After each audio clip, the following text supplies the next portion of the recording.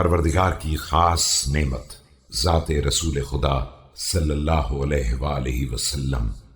فانظروا إلى مواقع نعم الله عليهم حين بعث إليهم رسولا فعقد من ملته طاعتهم وجمع على دعوته ألفتهم كيف نشرت النعمة عليهم جناح كرامتها۔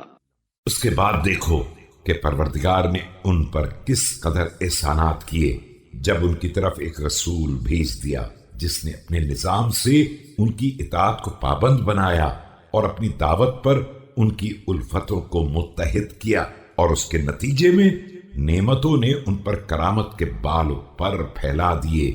وأسالت لهم جداول نعيمها والتفت الملة بهم في عوائد بركتها فأصبحوا في نعمتها غرقين وفي خضرة عيشها فكهين قد تربعت الأمور بهم في ظل سلطان قاهر۔ اور راحتوں کے دریا بہا دیے، شریعت نے انہیں اپنی برکتوں کے بیش قیمت فوائد میں لپیٹ لیا، وہ نعمتوں میں غرق ہو گئے اور زندگی کی شادابیوں میں مزے اڑانے لگے۔ ایک مضبوط حاکم کے زیر سایہ حالات سازگار ہو گئے۔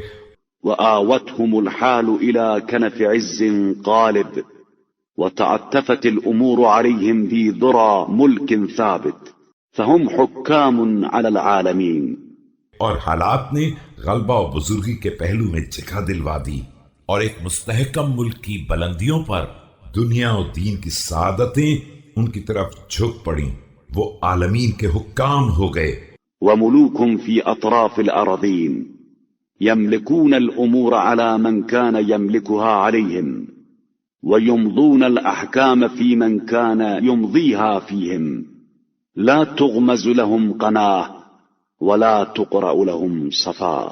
اور اطراف زمین کے بادشاہ شمار ہونے لگے، جو کل ان کے امور کے مالک تھے آج وہ ان کے امور کے مالک ہو گئے، اور اپنے احکام ان پر نافذ کرنے لگے جو کل اپنے احکام ان پر نافذ کر رہے تھے، کہ اب نہ ان کا دم خام نکالا جا سکتا تھا اور نہ ان کا زور ہی توڑا جا سکتا تھا۔